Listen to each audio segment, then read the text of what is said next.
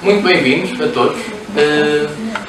É com muito gosto que vos temos cá. Isto são só umas palavras muito breves de alguém que está ali a ajudar com o check-in e alguma das logísticas. Para nós é sempre um prazer trazer comunidades para cá. É sempre uma oportunidade para interagirmos um pouco, mostrarmos um bocadinho o que é que faz na Natixis, percebermos o que há por aí e testarmos as águas. Muito obrigado por terem vindo, espero que gostem de estar cá e de nos conhecer um bocadinho e passo a palavra ao Nuno Matos e muito obrigado. Obrigado. Bom, muito rapidamente eu só vou aqui que é para passar o próximo slidezinho. É aqui. Ok, como está aqui outra coisa. Obrigado mais uma vez, como o Eduardo disse, por terem vindo num dia chuvoso, complicado, cheio de trânsito e stress. Certamente há pessoas que vão chegar ainda, atendendo ao cenário e como era tão bom estar em casa, portanto é ótimo ver a plateia tão cheia. Agradecemos também à Natixis o facto de nos receber aqui.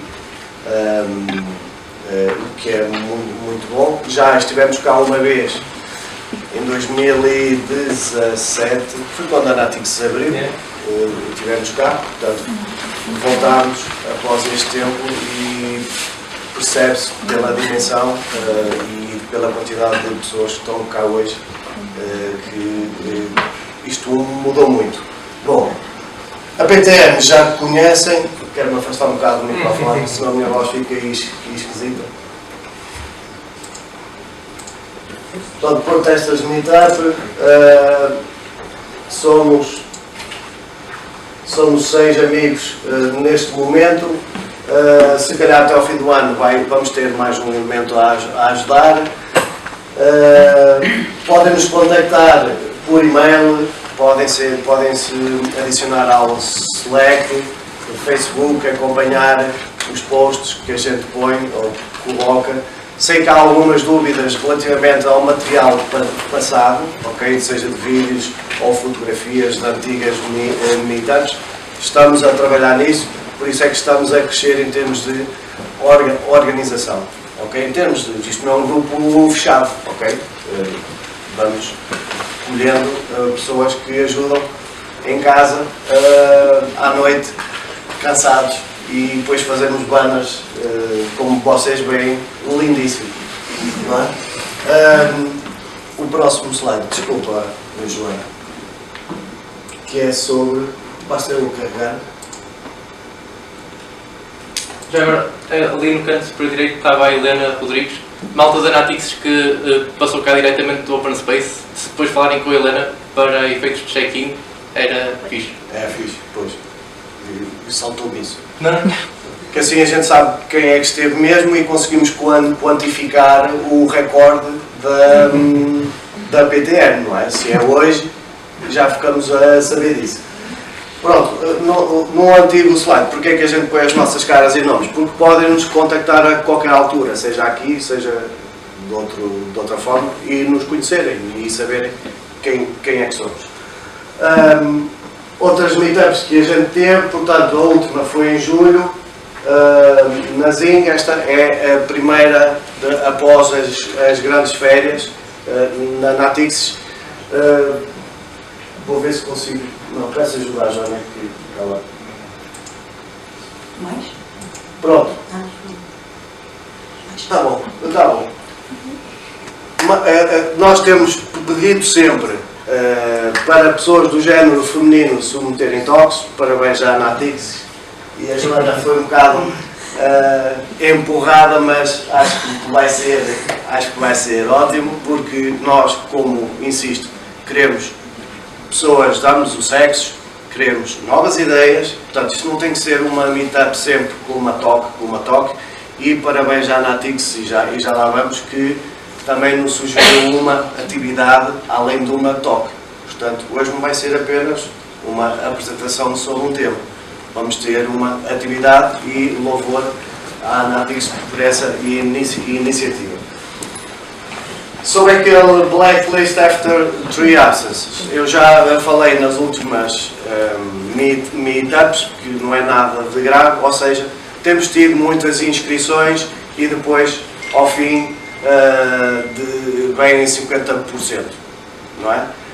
Isso afeta, tem impacto no coffee break, tem impacto em pessoas que estavam, não é o caso aqui porque tem uma sala enorme, mas temos às vezes espaços para 20 pessoas ou 25 e temos 10 ou 15 à espera. E depois essas pessoas elas não vêm e ficaram 10 ou 15 de fora. Então a situação, para quem ainda não ouviu, que eu sei que há aqui caras que eu reconheço e que já ouviram isto, é ao fim de 3 vezes de faltar, sem desistir, ou seja, no próprio dia podem desistir. Vão ao meetup.com, ok, eu não posso ir. Ao fim de 3 vezes que não venham e não anunciem, ficam em lista de espera, ou seja, é preenchida a lotação e ficam em lista de espera. Espero que não entendam isto como sendo mauzinhos, é apenas para dar um bocadinho de mais disciplina, porque de facto às vezes já aconteceu, haver pessoas que queriam vir e por falta de lotação, infelizmente, não puderam vir. Os 2 últimos pontos, estamos a apontar a próxima meetup para finais de outubro e inícios de novembro, ok? É só já para ficarem com uma ideia, não agendem nada nessas 2 semanas. E se alguém vê algum inconveniente com o RGPD, com o copyright de imagem e vídeo, digam-nos, por favor, que a gente depois põe uma nuvenzinha na cara. Vamos tirar fotos e estamos a filmar a meetup para posterior divulgação. Por último, passo a batata à Joana, espero que desfrutem a talk e uma salva de palmas.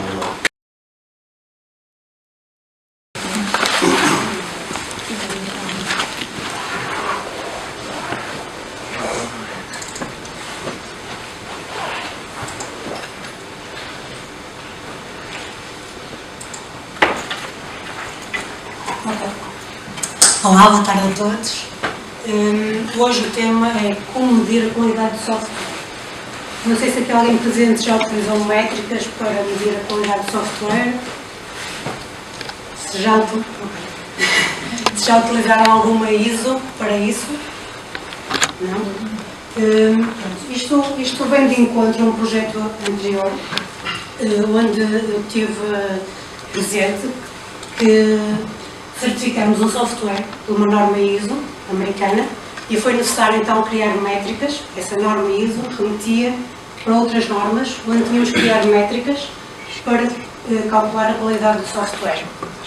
Essas normas é 91.26.1, 91.26.2, 91.26.3 e 91.26.4, que agora foram então feito um upgrade, é 20.000, um bocadinho, são tantos números, 25.010, 25.022 e 25.023. Se alguém depois quiser ver, porque está lá tudo muito bem estruturado. O que eu vou fazer nesta parte inicial é um bocadinho resumir o que estas 4 ISOs falam sobre métricas e como é que as devemos aplicar para calcular a qualidade do software. Durante este meetup, também na parte teórica, vou lançar um jogo, um quiz. Não sei se toda a gente tem internet, possam aceder depois um link e depois os 3 primeiros terão aqui uns chocolates de prémio. Ok? Relativamente às métricas, é muito importante, quando nós vamos medir alguma coisa, saber aquilo que queremos medir. Não devemos medir só porque vamos medir e vamos começar aqui a fazer métricas e depois o que é que acontece?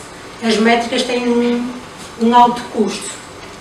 Uma das características principais das métricas é que elas devem ser de baixo custo, a sua manutenção.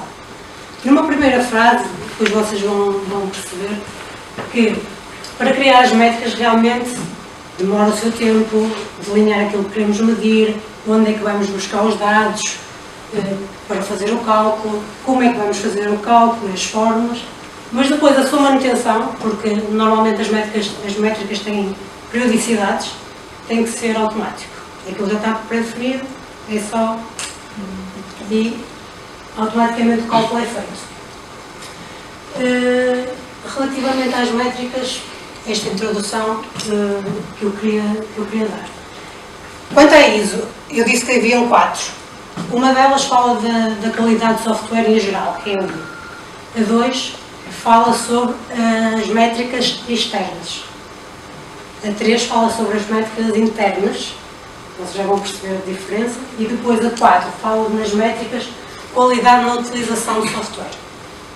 Ok? E vão perceber que há certos intervenientes no desenvolvimento de software que são mais adequados no público-alvo para cada tipo de métricas. Existem 3 por estas normas, então internas, externas e qualidade em uso. Vê se consigo passar isto. Desculpem. Ok. Relativamente à qualidade de software, então, nós no desenvolvimento de software devemos utilizar normas para garantir a qualidade de software e criar métodos rigorosos, coerentes e uniformes. Ok? É um bocadinho o que está aqui. Normalmente elas são desenvolvidas por instituições internacionais, como a ISO, ou então por associações profissionais como a I3E. Acho que toda a gente, I3E, ISO, estamos todos. Quando vamos adotar uma norma, ela deve ter 3 características. Ela deve ser necessária, deve ser aplicada, não vamos dizer, estamos a utilizar esta norma e não estamos a aplicar, e deve demonstrar a qualquer momento que a estamos a utilizar. Isto um bocadinho também na parte de certificação de software. Não sei se alguém aqui já participou na certificação de algum software também. Ok. Por alguma norma ISO? Não, foi em termos de jogos para passar a certificação das consoles. Ok. Outra das coisas é que estas normas devem então estar claramente presentes em todos os intervenientes do desenvolvimento de software, desde o início até ao fim. E também deve estar a qualidade de software, depois agora com a imagem que vos vou mostrar já a seguir, a qualidade de software deve estar presente desde o início do desenvolvimento de software até ao final, até fecharmos o pacote e lançarmos para o utilizador. Ela deve estar presente desde o início e vou-vos explicar aqui o porquê. Desculpa. Ok? Relativamente aqui a esta imagem foi retirada de um livro, mas também está presente na ISO 91261, que mostra os atributos, as tais 3, atributos de qualidade interna, externa e qualidade na utilização. Todas elas influenciam-se umas às outras e todas elas estão dependentes umas das outras. Como podem ter mais ou menos uma noção, quando nós vamos calcular métricas internas que estão ligadas muito ao desenvolvimento de software, a parte developer, elas, se já tiverem uma média alta, vão influenciar então as métricas externas que vão ser utilizadas quando estamos já nos testes e nas operações de software. E se isto nos der valores bons, de certeza que na qualidade da utilização vamos ter resultados bons para o utilizador. Isto é um bocadinho o ciclo, isto é o ciclo de vida da qualidade presente no desenvolvimento de software. Quanto agora às métricas internas, um bocadinho como eu já disse, as métricas internas são utilizadas no desenvolvimento de software, desculpem que eu bloqueei aqui, no desenvolvimento de software, devem ser adotadas logo de início, porque assim nós conseguimos precocemente analisar se o software a longo prazo, no final, vai ter ou não uma boa aceitação e bons resultados.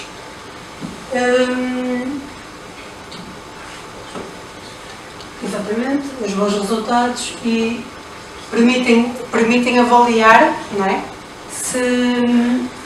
Onde é que podemos atuar. Imaginemos aqui uma métrica, assim, que está na norma.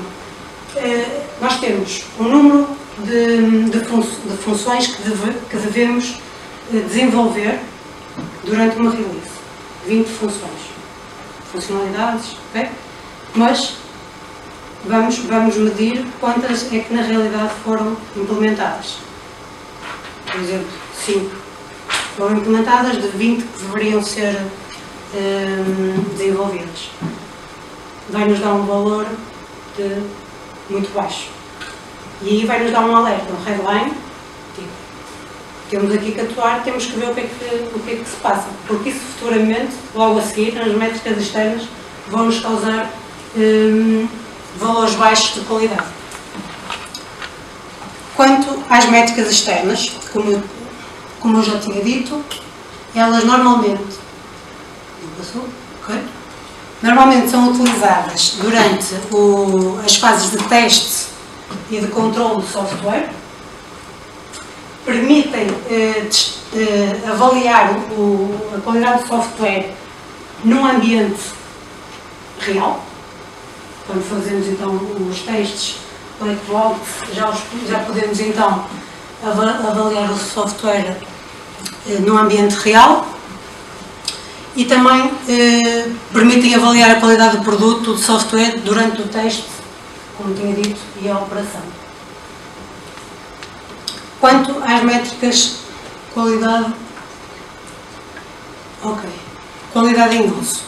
Estas métricas permitem quantificar, calcular as necessidades do utilizador quanto à produtividade, à segurança, à eficácia e à satisfação.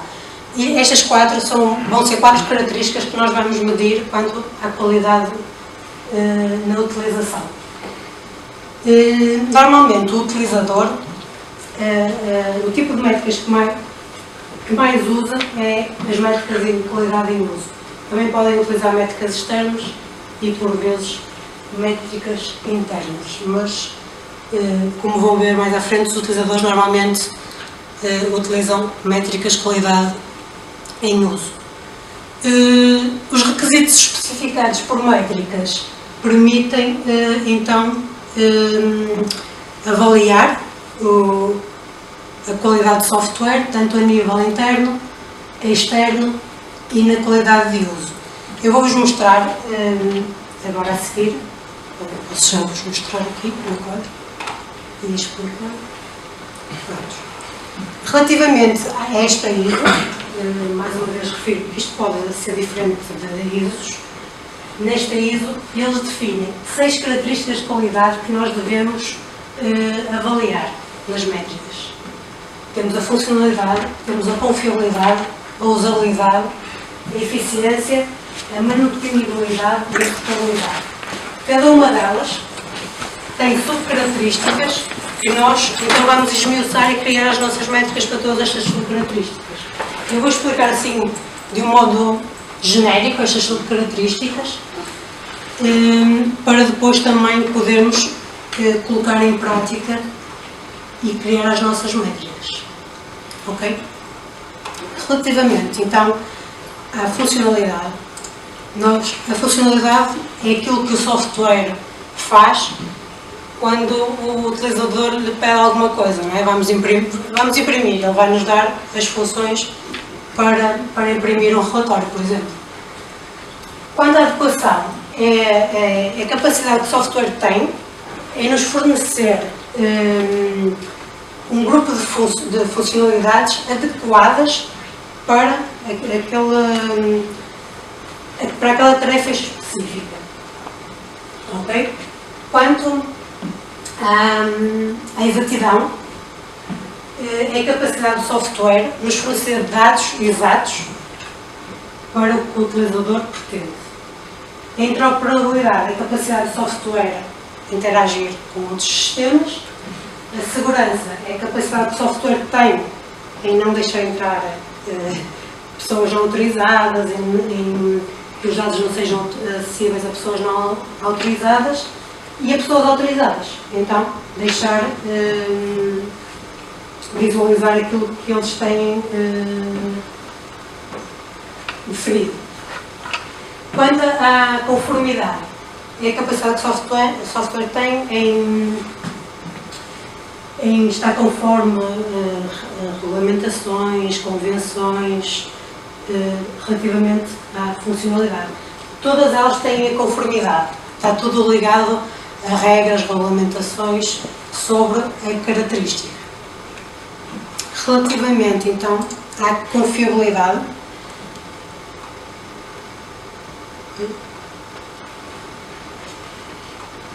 pois, há aqui um erro, desculpa, aqui tem a mesma característica, aqui é a confiabilidade, que é a característica. Então temos, o que é confiabilidade? É a capacidade que o software tem é manter um nível de performance no caso de haver falhas. Para isso temos a maturidade.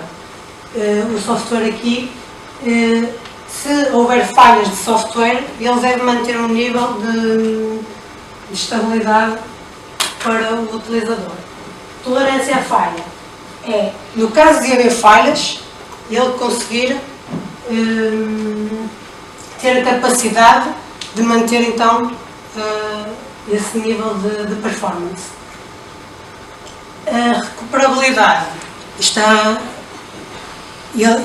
há uma falha e ele vai tentar recuperar esse nível de performance. E a conformidade é aquilo que disse anteriormente, tem a ver com regras, convenções relativamente à confiabilidade.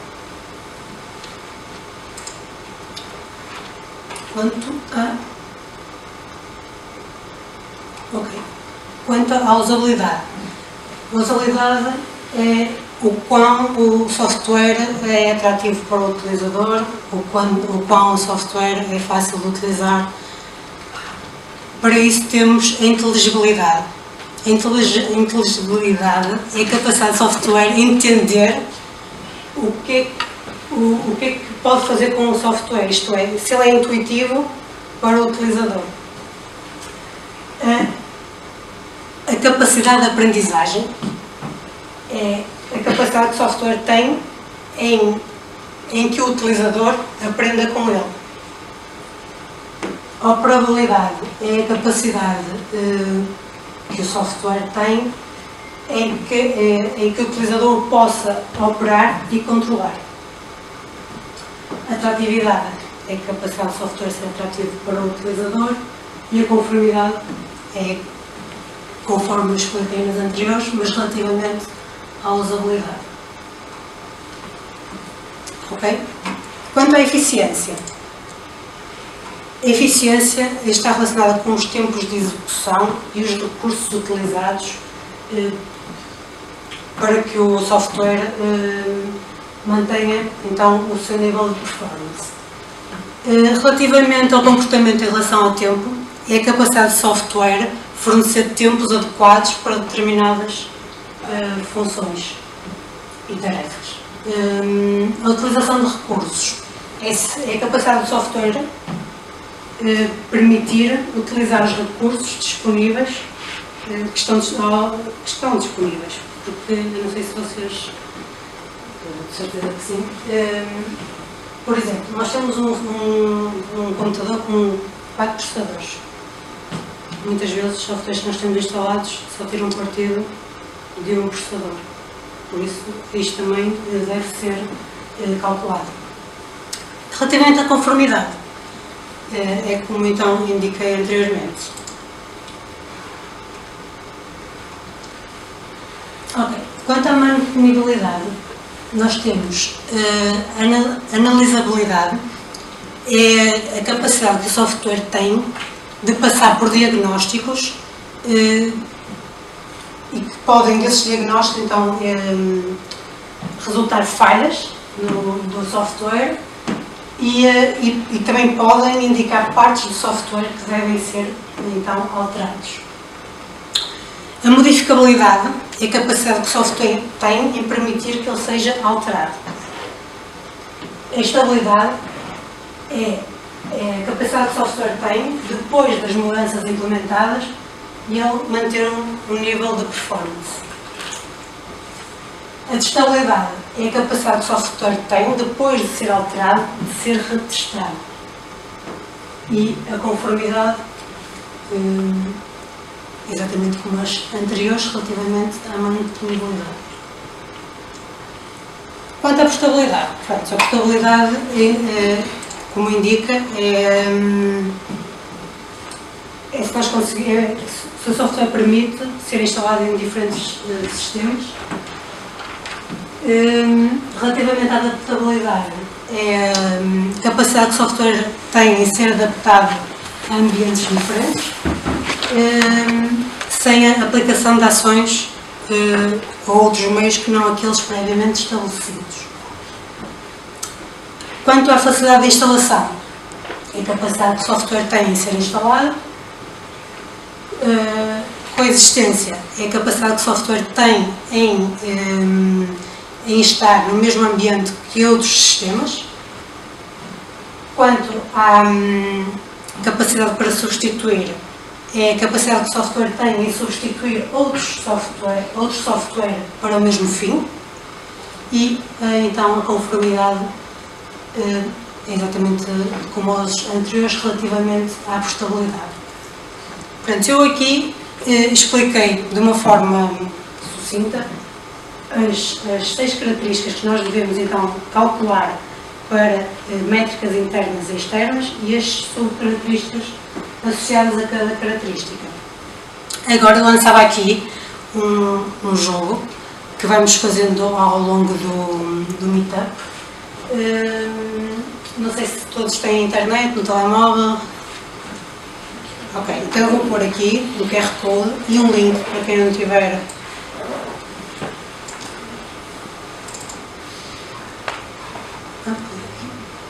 Não sei se todos nós experimentarmos o QR Code e mesmo aí no fundo funcionava.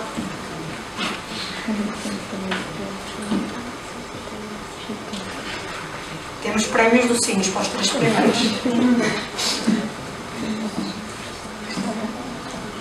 Para além de acertarem na resposta, também têm que ser rápidos, porque acho que isto tem a ver com o tempo.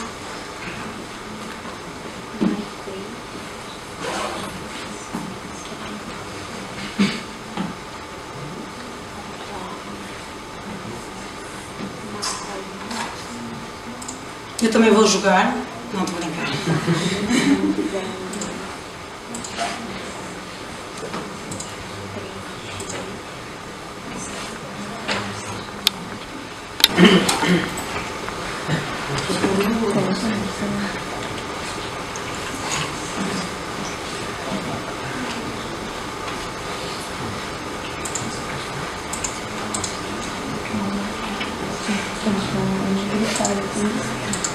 Não sei se já estão, já toda a gente instalou. GPS diz que sim. Ok. Eu não vou conseguir, que não estou aqui, mas depois dar-me os dados, não vou conseguir. Ok. Então só Podemos começar quando deres o ok aí, é isso? É o meu colega Luís que vai dar o ok, está bem? Estamos todos? É que eu quero um crunch. O crunch é para o primeiro lugar.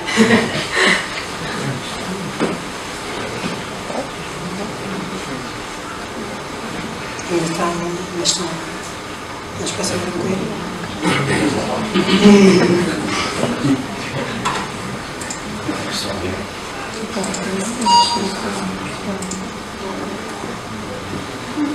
Não consigo.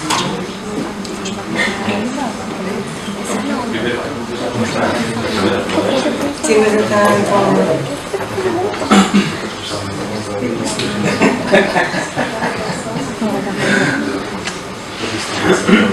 não podes jogar. Estamos todos? Sim, sim? Ok, Luís. Let's go. Tem 15 segundos para responder. Isto é para eu saber quem é que está batendo.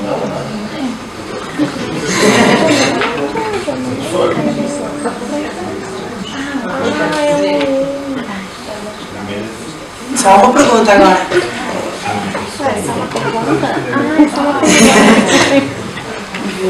Alguém não esteve atento.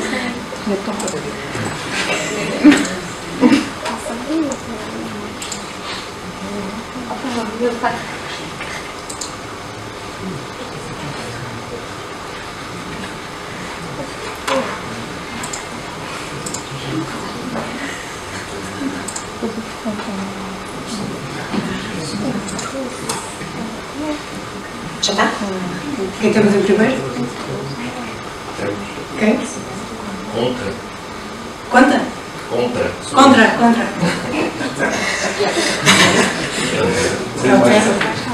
Ok. Vamos então jogando ao longo Já não estou sendo resposta. alguma resposta errada? Estou a brincar. Ok, vamos então falar de métricas de qualidade na utilização. Para a qualidade na utilização existem 4 características: eficácia, produtividade, segurança e satisfação. Aqui não há subcaracterísticas. Ok? Quanto à eficácia, nós queremos que o utilizador tenha exatidão e completude. Quanto à produtividade, é a quantidade apropriada de recursos em relação à eficácia obtida. Quanto à segurança, o software deve apresentar níveis aceitáveis de danos a pessoas, negócios, software, ambiente ou propriedades. Quanto à satisfação, aqui queremos avaliar a satisfação do cliente. Satisfação global com o produto, entre outras. Vamos então agora lançar a pergunta 2. Esta aqui é fácil, acabei de falar.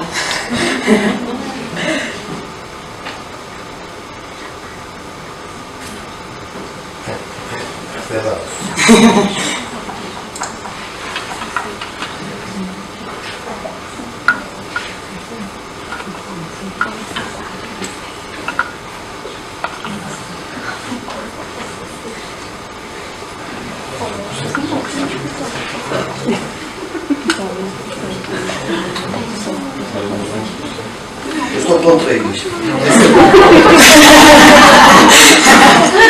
Quem vai em primeiro ainda? É o contra? Quem é o contra? Chegou. Um bordal. Hã? Bordal. Bordão. E em terceiro, ainda recebe prémio. Eu não, a Joana. És tu? Bom. Ok.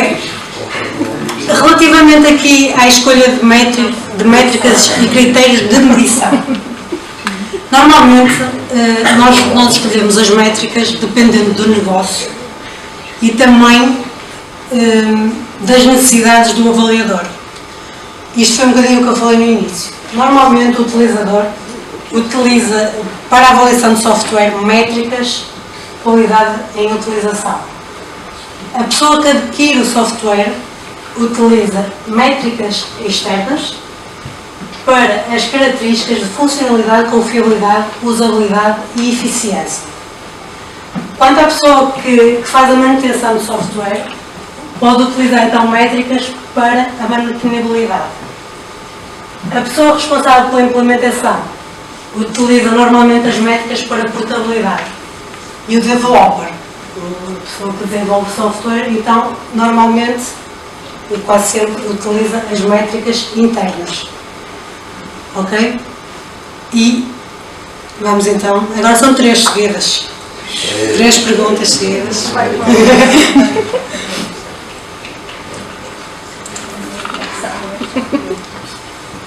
Eu vou tirar isto daqui porque está relacionado com aquilo. Estou a brincar.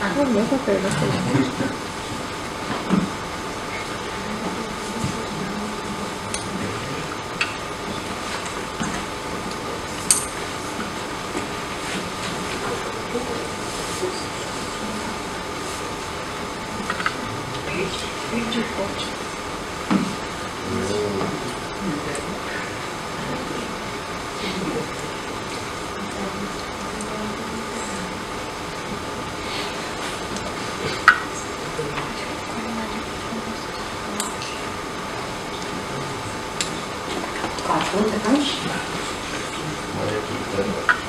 Ok.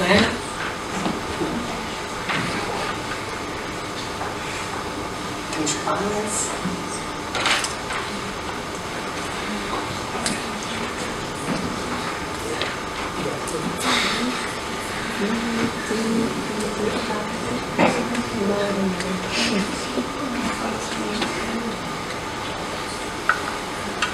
Feito? Continua contra? Mas, Temos que mudar isto. Já deu aqui E então? já saiu do top 3. Quem temos? Em primeiro. Modal em primeiro, Eu não tenho acesso. a Linda em segundo e o Arthur em terceiro. Arthur, saiu a Joana, entrou o Arthur. Dá dois como outro. Ok, agora vamos passar um bocadinho à parte prática da definição das métricas. Isto, na ISO, é um exemplo de como é que nós devemos, então, apresentar as métricas. Como podem ver, depois para a segunda parte, onde vos vou pedir para fazer aqui uns grupos de trabalho, e esperava que toda a gente aceitasse, nós já temos estas colunas definidas, não deu para ser ao comprido, fizemos em 2 linhas, mas estão aqui os dados todos que são necessários para a criação das métricas. Temos, então, o nome da métrica, o propósito da métrica, que é o que é que nós queremos ver respondido por esta métrica. Temos o método de aplicação, como é que vamos obter os dados para fazer os cálculos. Temos as fórmulas e também os elementos, a descrição dos elementos que fazem parte da fórmula. Como é que interpretamos o valor da métrica, o resultado. O tipo de escala, pode ser absoluta, nominal, tempo. O tipo de cálculo, de valores, naquele caso é contar o número de, imaginemos, contar o número de funções que foram implementadas. Contar. E os dados de entrada para calcular então a métrica.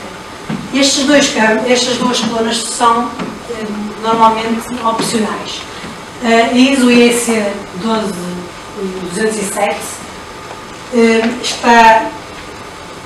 aquela coluna está relacionada que se nós no desenvolvimento de software utilizarmos uma norma, podemos então colocar ali o requisito aquela faz parte. E o público-alvo, neste caso temos um developer e também um sistema de qualidade. Ok? É assim que nós então devemos definir as nossas métricas. E nos bots que foram colocados, há mais 2 campos que quando eu fiz métricas foram necessários acrescentar. Que aqui estão, mas estão na parte de cima.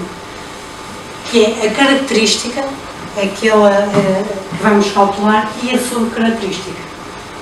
Para sabermos, estamos a calcular a característica de funcionalidade, a subcaracterística de adequação, e vamos fazer estes cálculos para chegar ao resultado.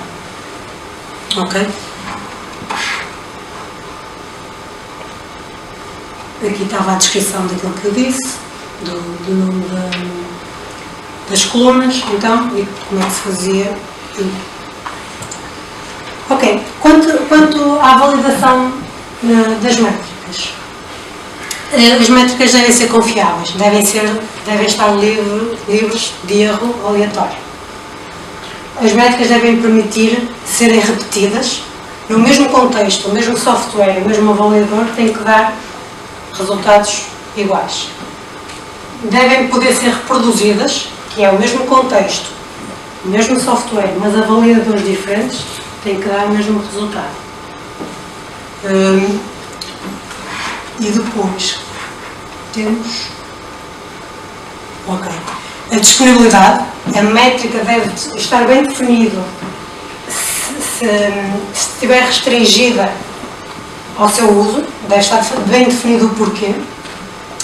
A métrica deve ser indicativa,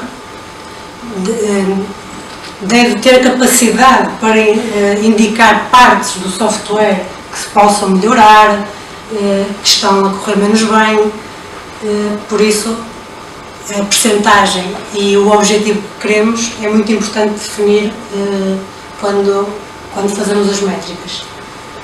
Deve ser exata, no caso da exatidão deve ser objetiva, imparcial e deve ter precisão.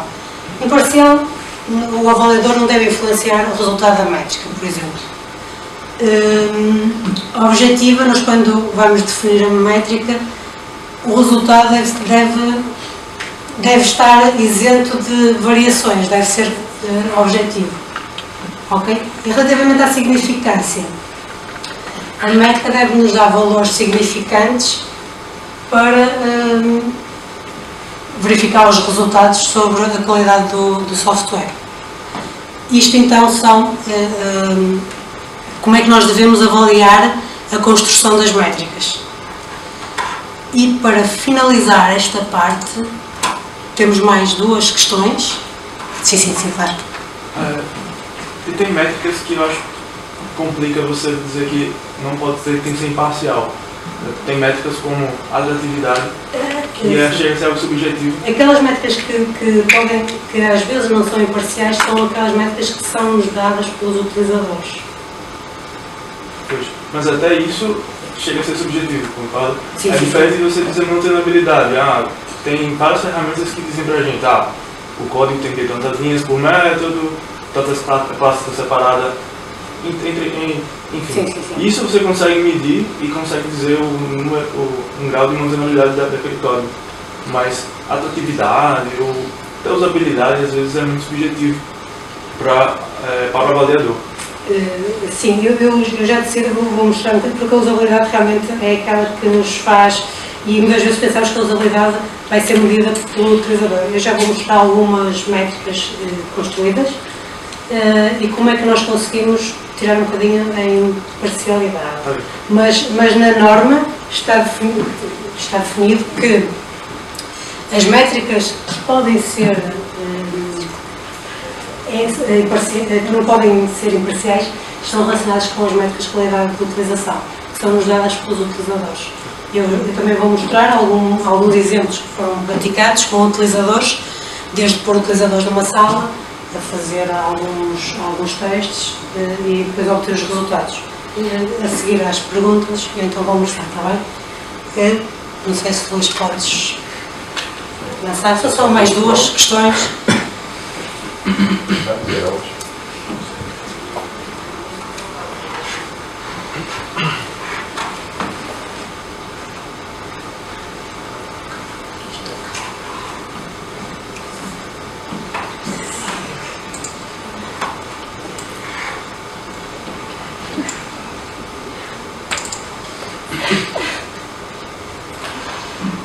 Isso bem.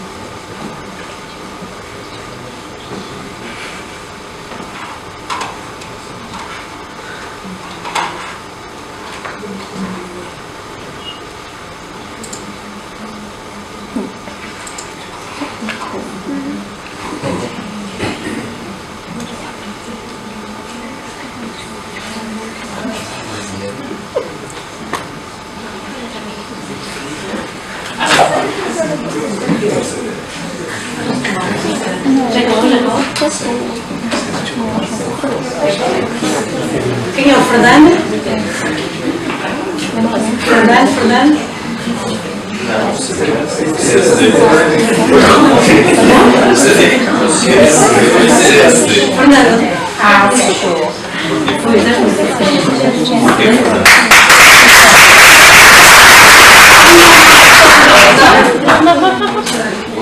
Fernando foi nesta.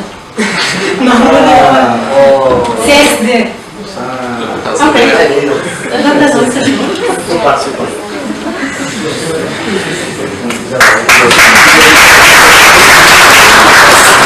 Sérgio Ricardo.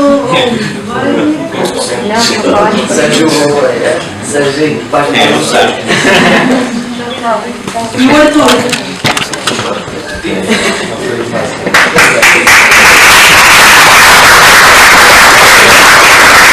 Quem é o terceiro? É o Arthur.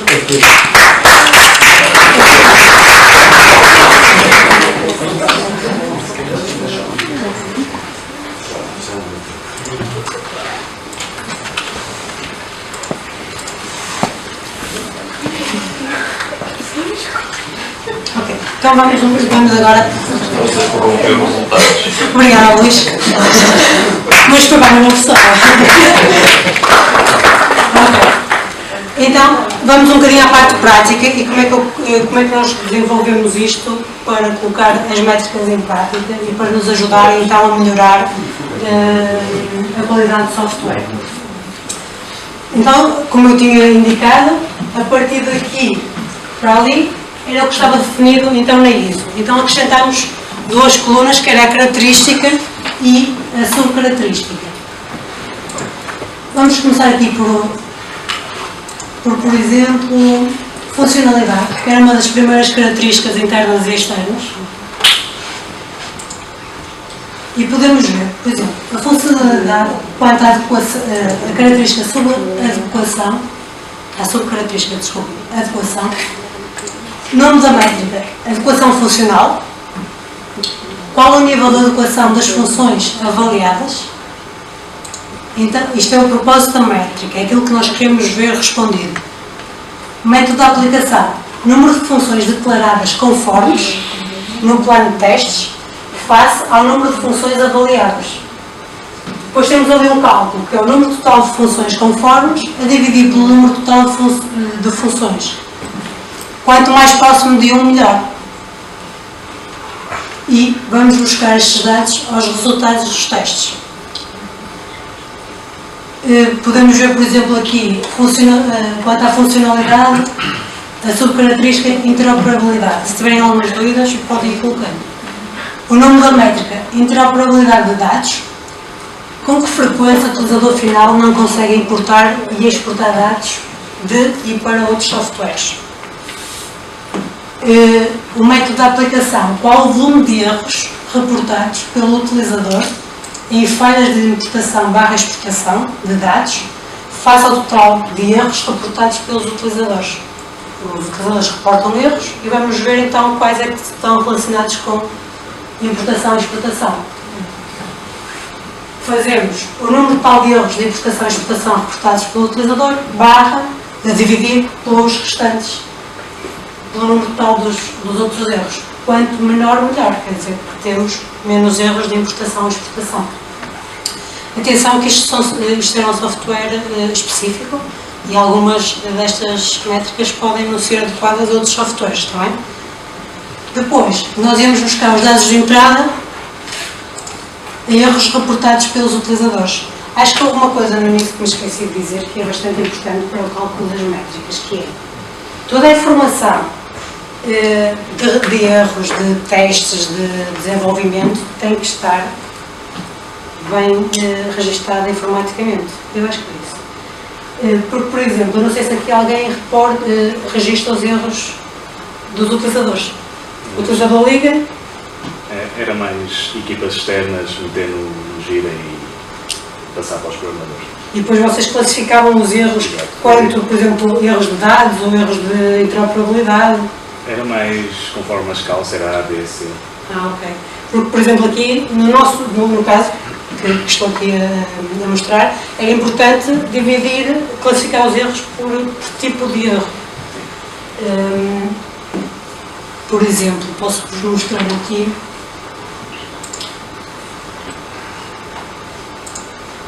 Por exemplo, uma métrica de qualidade em utilização. Como é que foi feito este? Eficácia, quanto à qualidade na utilização, que não tem subcaracterística. Nome da métrica, erros reportados pelos utilizadores. Com que frequência os utilizadores finais reportam erros. O método de aplicação é contabilizar o volume total de erros reportados no tempo de vida de uma versão. Podem fazer de uma versão, podem fazer de uma release. Depois, fazemos uma divisão entre o número total de erros reportados pelo utilizador a dividir pelo tempo de vida da versão. Quanto menor, melhor. Sim, sim. Esta métrica aqui não é um bocado, digamos assim, vai depender dos utilizadores, certo? Ou seja, há utilizadores que até podem estar a ser bons a reportar, ou seja, pegam e vão reportar, e outros se calhar preferem ignorar e tentar daqui a 15 dias e não reportaram. Certo? Ou seja, a métrica vai ser variável neste caso. Vai ser variável, só que nós só conseguimos medir com os dados que nos chegam, que temos, não é? Mas dá uma visão, imaginemos que é um ano, 365 dias, e que eles nos reportaram durante um ano 500 erros. Dá para perceber que alguma coisa se passa, ou nos testes, ou que não detectaram aquilo, então vamos ver também na parte interna para o que é que se passa com tantos erros a sair de versão em versão. Sim, realmente há utilizadores que não dão o erro e ignoram. A métrica, ou seja, antes tínhamos falado que tinha que ser, ou seja, repetível, ou seja, com a mesma versão, mas lá está, sim, com os mesmos utilizadores, mas a repetibilidade não depende dos utilizadores. Sim, sim. E essa é difícil de repetir. Sim. Eu não só a vocês, Sim, claro. Aqui falou-se da questão dos erros dos utilizadores. Sim. Que os erros podem ser apenas com a aplicação, tipo registro de logs. Também é tido em consideração. Sim, nós não tínhamos isso em consideração porque, neste caso, nós não fazíamos o desenvolvimento de software. Okay? Nós só o adaptávamos e a testávamos. Era feito, tanto que não temos métricas internas. Okay? Mas sim, claro, as métricas nós podemos calcular o que nós quisermos, desde que tenhamos dados para isso e que aquilo nos dê informação para melhorar nesse ponto. Mas claro que sim, pode ser por logs.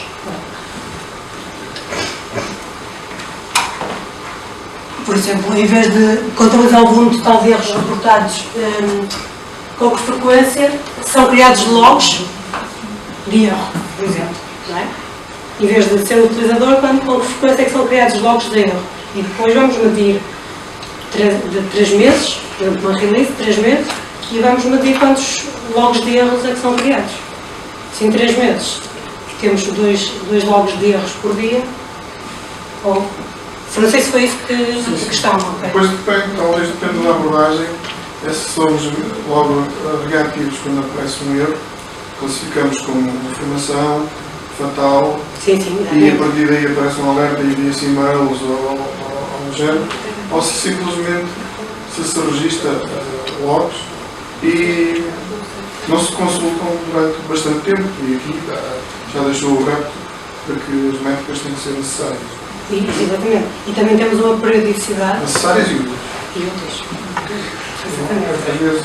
Não, tem que ser as duas, tem que ser necessárias e úteis. Porque se formos medir por medir, ela não nos tem muita utilidade. Se nós criamos as métricas e deixarmos, nem temos como ir buscar dados, ela não nos vai ser útil, não é? Agora, eu tenho aqui, relativamente a isso, eu depois tenho algumas métricas que têm a ver com o tipo de erro que é. Se é um erro fatal, se é um erro que ele consegue recuperar dados. Deixem-me só aqui.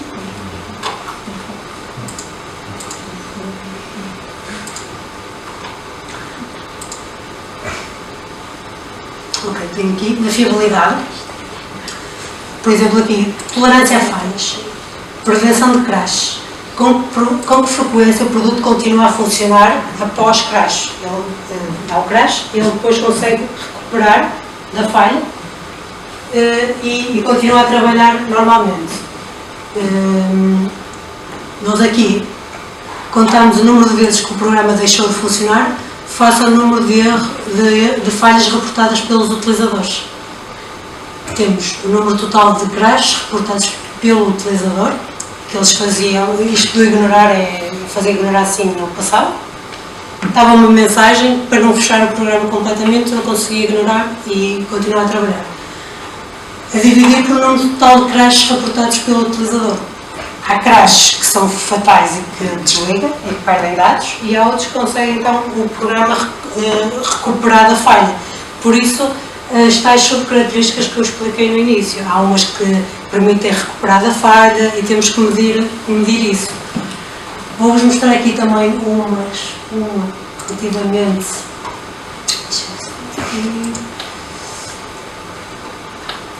Por exemplo, aqui a satisfação, o que é que nós fizemos?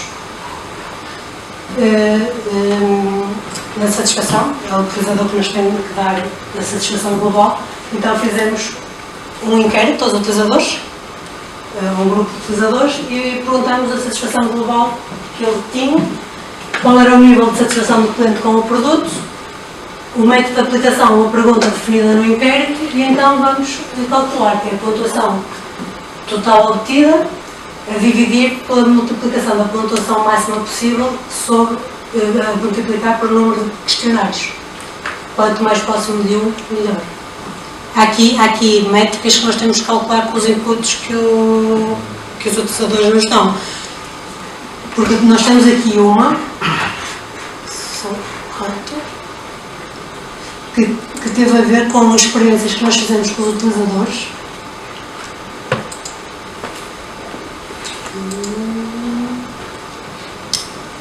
Aqui, produtividade. Então o que é que nós fizemos? O que nós queremos responder é: a experiência do utilizador afeta a produtividade na utilização? Então, colocamos numa sala alguns utilizadores, uns com mais do que um ano de experiência e outros com menos de um ano de experiência. E então fizemos aqui somatórios. Temos o tempo de execução da operação, utilizadores com mais um ano, número total de utilizadores que realizaram o teste, com mais um ano, e a mesma coisa para menos de um ano. E então fazemos um somatório, não é? E depois dividimos entre um ano e menos de um ano. Quanto mais próximo de um, melhor. Quer dizer que o nível, não precisamos ter muita experiência para ter produtividade com o software. Este tipo de métricas são mesmo assim, é que nós conseguimos obter dados.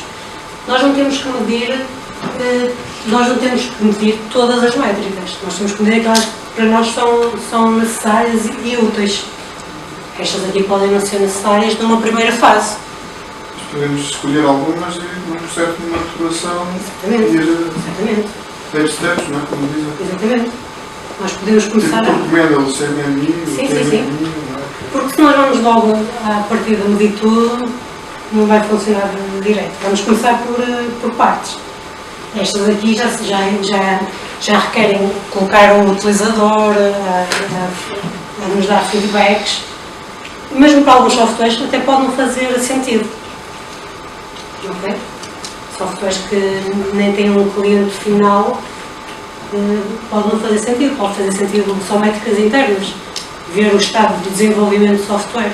Eu acho que as duas principais, no meu ponto de vista, numa software house onde se desenvolve e onde se testa, são métricas internas e métricas externas. Estas aqui permitem realmente saber, ter o feedback do utilizador, que é muito, muito importante, mas se calhar numa primeira fase vamos testar o início e o intermédio. E depois disso está tudo estabilizado. Então podemos pôr os utilizadores como intervenientes. Ok? Isto era um bocadinho aquilo que eu vos tinha para apresentar sobre as métricas. Não sei se têm mais alguma questão. Gostava também de vos propor uma coisa para a segunda parte, que é fazermos então um bocadinho este exercício. Cada grupo, não sei quantas pessoas estamos, eu fiz mais ou menos um grupo de 8, grupos de 8, mediante as inscrições que vimos. Cada grupo faz duas métricas, tenho aqui as características e subcaracterísticas, e depois apresentam uma das métricas, só para tentarmos aqui criar este exercício de como é que se cria métricas, porque acho que todos nós podemos vir a precisar de criar. Pode ser? Conto com todos? Não sei se alguém tem alguma questão, então tomamos um cafezinho, comemos qualquer coisa. Está bem? Obrigada a todos.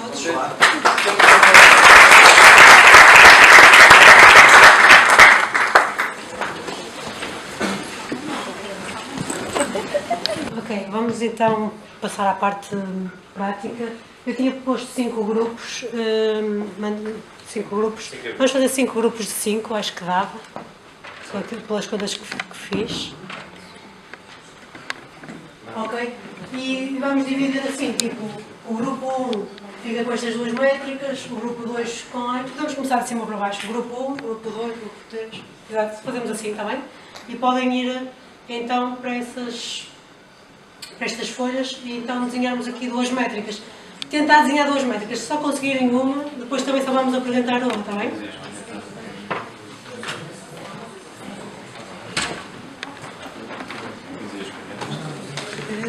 Queres mais coisas?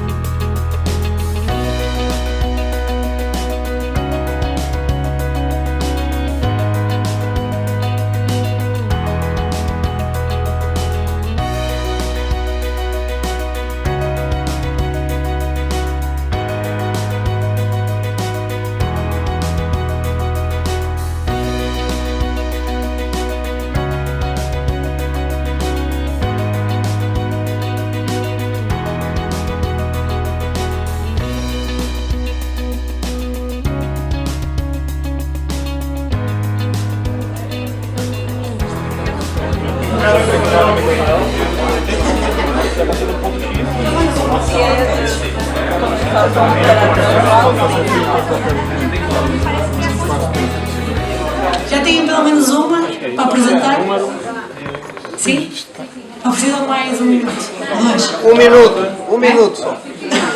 O Nuno precisa de 1 minuto.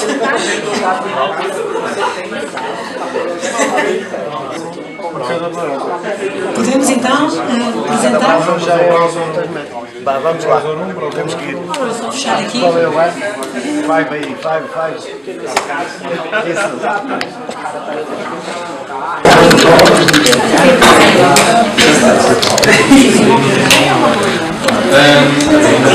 Nós foi a oportunidade. Achamos que da oportunidade seria bom nós avaliarmos o comportamento de uma determinada funcionalidade entre releases.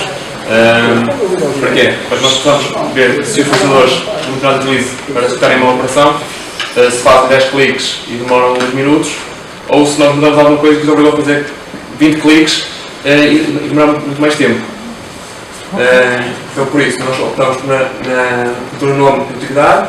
O propósito da métrica foi medir a produtividade da funcionalidade entre releases. Dentro do método de aplicação, pronto, é o tempo médio de execução que demoram a fazer a operação, seja uma tarefa, seja um registro de um cliente, o que for necessário. E depois, para o cálculo dos dados, fazemos a média dos tempos que obtivemos, a média aritmética daquilo, comparamos com os dados da release anterior.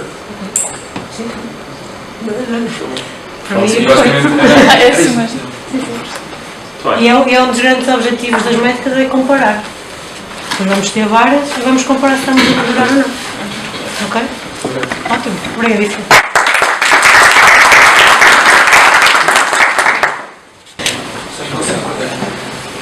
Pronto, temos aqui duas características, usabilidade e operabilidade. Praticamente a mesma coisa, só que vou aqui destacar que o fonte de informação é o log automático da operação, ou seja, a aplicação tem que gravar a hora inicial da operação, ao final da operação, para tirar estas métricas automaticamente. Assim que cada alteração no layout da aplicação, conseguimos saber o impacto que isso trouxe à nossa aplicação. Ficou mais eficiente e mais rápido executar as operações, ou, ao contrário, precisava mais tempo para fazer as operações. Depois, segunda métrica, aqui temos o changeability, ou seja, a possibilidade de alterar as várias versões. A abordagem que optamos aqui a ver é comparar os números de funcionalidades que estão compatíveis com a versão anterior e então a fórmula em simples vamos ver o total das operações que sabe fazer o sistema e os números de operações que são incompatíveis, neste caso, incompatíveis com, ou compatíveis com a versão anterior. Então, tanto mais funções são compatíveis, melhor fica a nossa operação. É isso.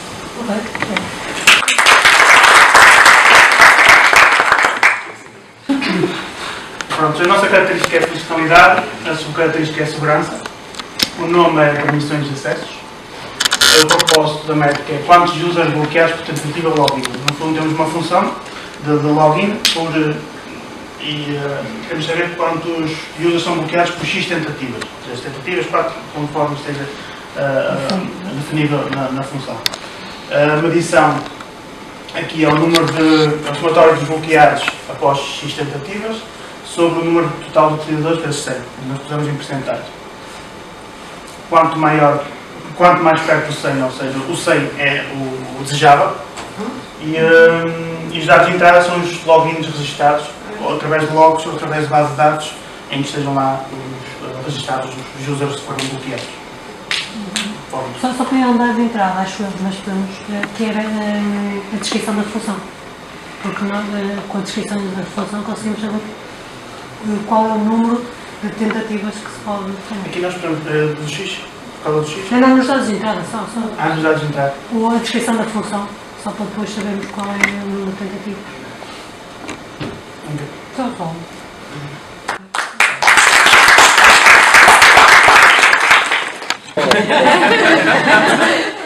Vocês é que são. Bom, o meu grupo é composto por 4 elementos, eu, a Linda, o Gilberto e o Tiago, desculpa. Por isso, se não gostarem, a responsabilidade é 25%. Nós começamos por complicar isto, entretanto tentámos descomplicar. Usámos uma métrica, a portabilidade, que era a compatibilidade entre browsers, todos os browsers. Não tivemos aqui a definir se era Chrome, se era Firefox, devia ter sido assim, mas começámos assim para ser simples. E o método de aplicação foi o número de erros de browsers reportados pelos utilizadores, fácil, e claro, depois temos a medição, que foi o número de erros dos browsers a dividir por número de erros do total, onde quanto mais perto de zero, melhor, e foi assim muito basicamente que tentámos fazer estas métricas, ou usar esta métrica. Depois ali nos dados de entrada seriam os registros de assistência ao utilizador. Não tivemos tempo de escrever, sim, o tempo era curto, mas... mas sim, estás a falar bem. Então, Obrigado.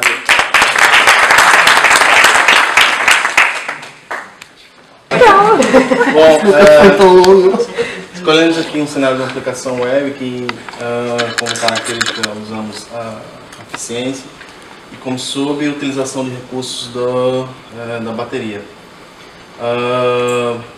Como possível ver aqui, consumo da bateria no telemóvel, consumo em relação aos miliamperes. Método de aplicação: executar e coletar informações da bateria conforme o curso do teste. Temos aqui alguns elementos, alguns dados como o tempo que foi usado, quantidade de ampere máxima, quantidade de ampere inicial e final. Temos aqui interpretação do valor, que é na verdade, quanto mais próximo do ampere inicial, melhor. E dados de entrada, ampere inicial e ampere final. Basicamente isso. Está aprovado. Sim.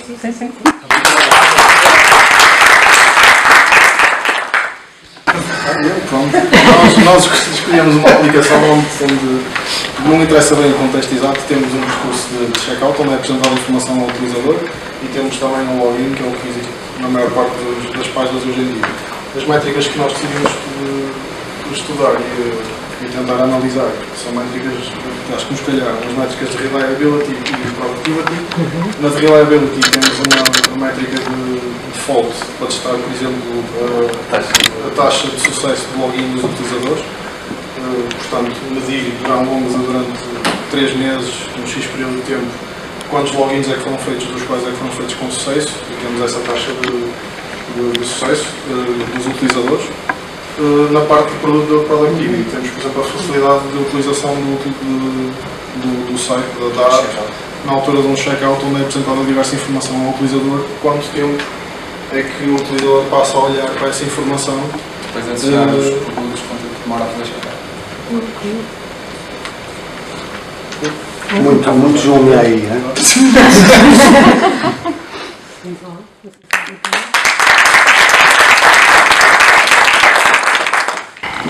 Queria agradecer a todos a presença e esta parte final acho que foi muito interessante, porque estamos todos aqui a pensar um bocadinho sobre as métricas. Qualquer coisa podem entrar em contato comigo no LinkedIn. Espero que tenham gostado e até uma próxima.